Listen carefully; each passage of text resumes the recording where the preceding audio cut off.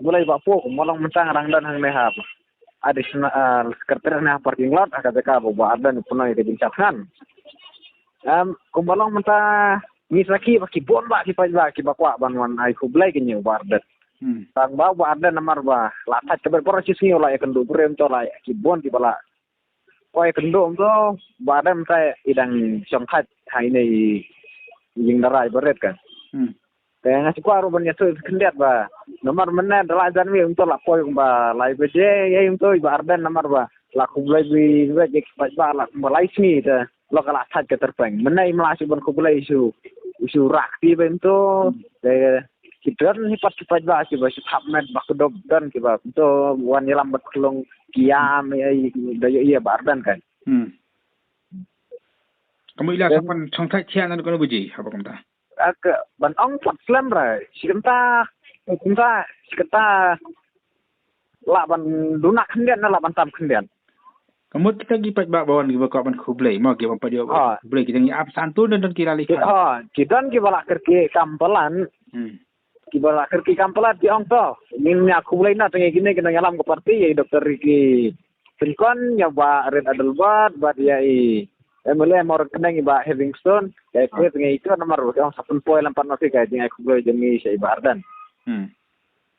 Nanti kita lawan mana ki boleh segi berkampau mau tu we doktor Jamino mau lawan ni.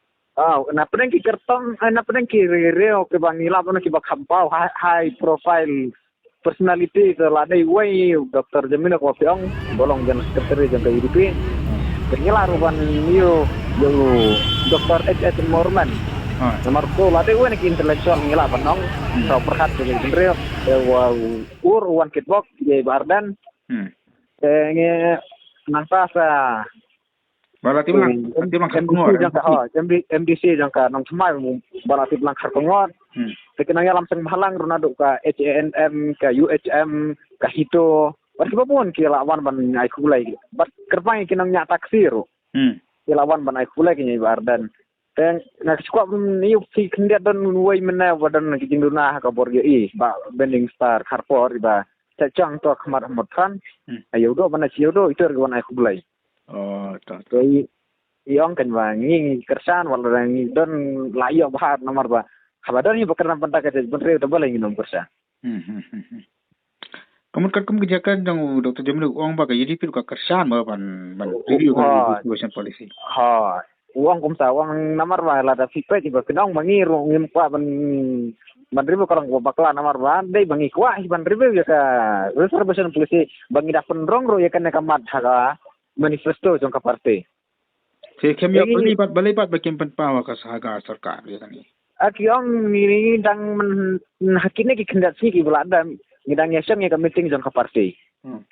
Deng kata kerai jong kam parti ka meeting kelara ban aja kendo ya chief minister ya ka sarkar ban ai ka presentation jang ki ban penpau ba UDP ru ka wa ban review ya kana resolution polisi beruang ulang inline kan bat ka ba ka yang ka ngiru ini dan ka juga ka song okay